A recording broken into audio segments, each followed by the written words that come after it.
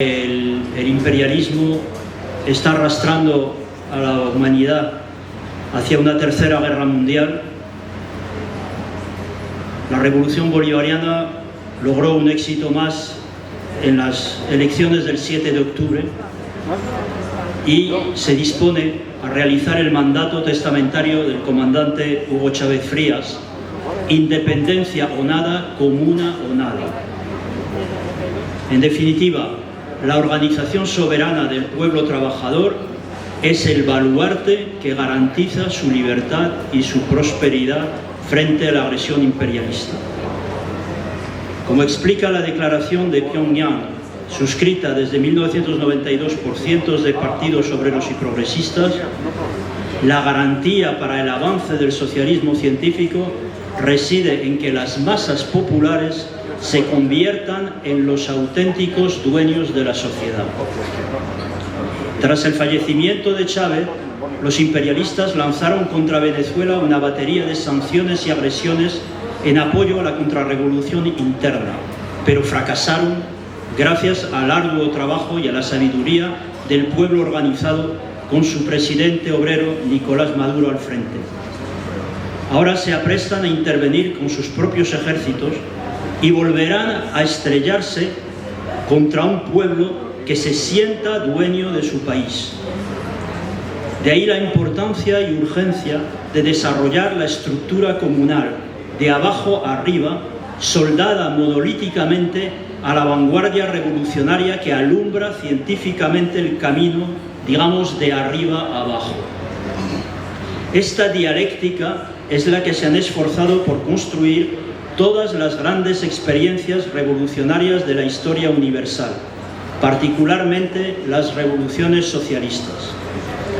La revolución venezolana tiene sus particularidades, aunque esté sujeta a las mismas leyes objetivas generales que se manifestaron en las experiencias que la precedieron.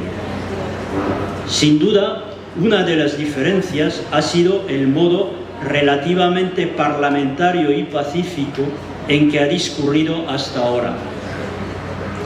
El menor grado de violencia frente a las fuerzas parasitarias internas y externas se consiguió gracias a que en las Fuerzas Armadas prevaleció el sector patriótico encabezado por el comandante Chávez.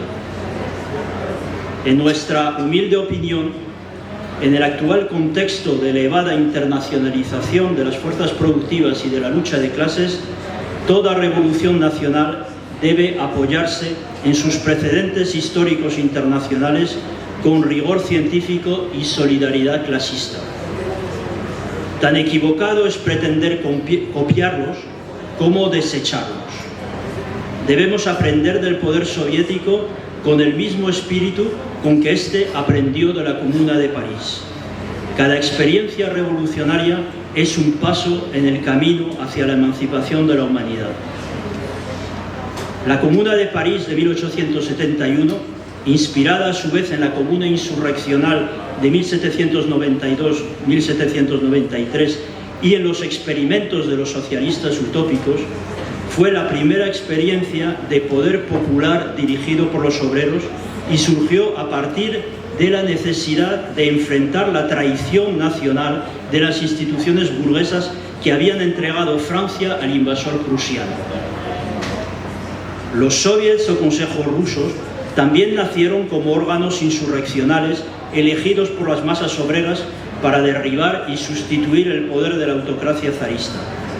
Asumieron las características y proyectos de los comuneros parisinos, llevándolos a término más allá de lo que estos habían podido en su breve experiencia revolucionaria de 2 meses y 10 días.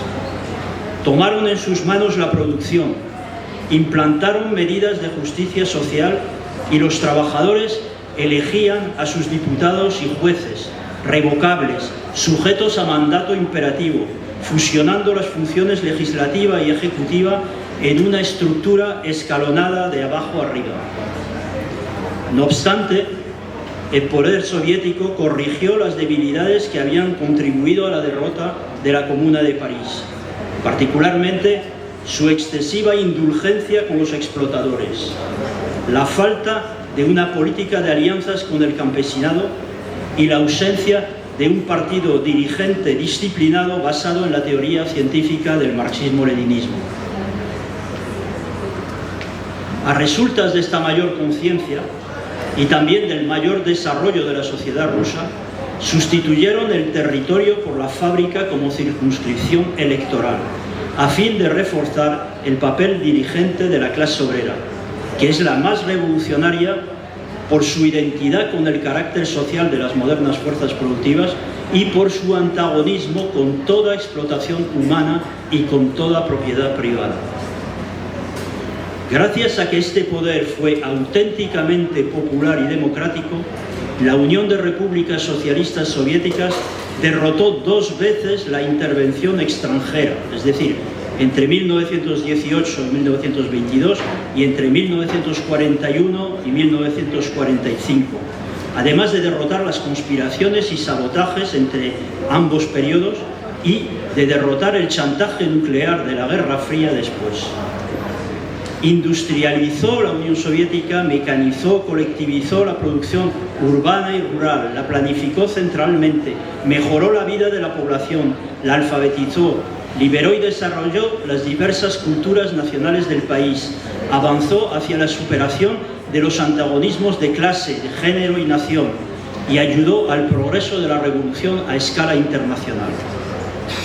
Pero estos avances no podían dejar de ser contradictorios en un contexto internacional imperialista en el que los recursos cada vez estaban más centralizados en manos de un puñado de monopolistas y crecía la desigualdad de condiciones de vida entre los trabajadores de los países opresores y los trabajadores de los países oprimidos.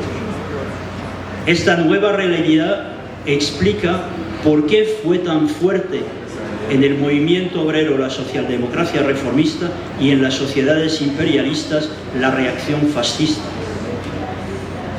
Y por eso en esos años, los años 30, desde 1935 al 47, la clase obrera y el movimiento comunista internacional se vieron obligados a un compromiso político con la democracia parlamentaria burguesa. Esta alianza circunstancial explica, junto a otros factores, que la nueva Constitución soviética de 1936 sustituyera los congresos de los soviets por un soviet supremo elegido por sufragio directo. Después, los casi 30 millones de vidas, entre ellas 3 millones de comunistas que costó la victoria soviética sobre el nazifascismo, contribuyeron al deterioro ideológico político de la URSS, al giro revisionista anti-Stalin en los años 50 y a la progresiva separación entre el pueblo y los órganos de poder. Así, por tanto, los soviets no han sido siempre iguales, sino que han experimentado cambios a lo largo de su historia en función de la correlación de fuerzas de las clases sociales en pugna. Las revoluciones socialistas posteriores a la Segunda Guerra Mundial, en China, en Corea, en Cuba y en otros países, han buscado las maneras de seguir desarrollando las formas comunales de poder, en medio del asfixiante cerco imperialista. Y ahora los camaradas de Venezuela nos han ofrecido la oportunidad de comprobar en vivo cómo se hace aquí en la Venezuela revolucionaria. Precisamente en el curso de esta lucha contra los imperialistas extranjeros y sus cipayos domésticos se comprueba qué compromiso con la soberanía nacional y el progreso social tienen las diversas clases en que la sociedad se halla dividida. El proletariado es la clase más fiel a la revolución y en alianza con las demás clases populares debe dirigir su dictadura contra los traidores, so pena de regresar a la esclavitud y a la miseria para la mayoría, que es a donde lleva la restauración del capitalismo y de la dependencia neocolonial. Por tanto, la cuestión del poder comunal por la base es también la cuestión de fortalecer la dirección política de la clase obrera. Se trata asimismo de un proceso contradictorio en el que intervienen condiciones internas adversas, como el insuficiente desarrollo de las fuerzas productivas heredadas del capitalismo y la consiguiente acción corruptora de las relaciones monetario-mercantiles y de la división social del trabajo, en particular la oposición entre el trabajo manual y el trabajo intelectual, que es la base de la división de la sociedad en clases. Estas condiciones adversas no se pueden suprimir por decreto, sino mediante un largo proceso de asentamiento de las transformaciones socialistas. Y entre tanto, hay que aprender a dominarlas mediante el control y la vigilancia del pueblo organizado bajo la dirección de la clase obrera.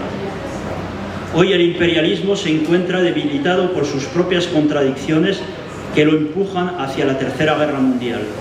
Simultáneamente, se une y fortalece el movimiento de liberación nacional en todo el mundo. La próxima derrota de los imperialistas abre, por tanto, una ventana de oportunidad hacia la definitiva emancipación de los oprimidos de la tierra. Debemos aprovecharla para impulsar la organización del poder popular comunal, que es el germen de la futura sociedad comunista libre de toda explotación y de toda opresión. ¡Viva la revolución bolivariana y comunal! Venezuela será la tumba del imperialismo.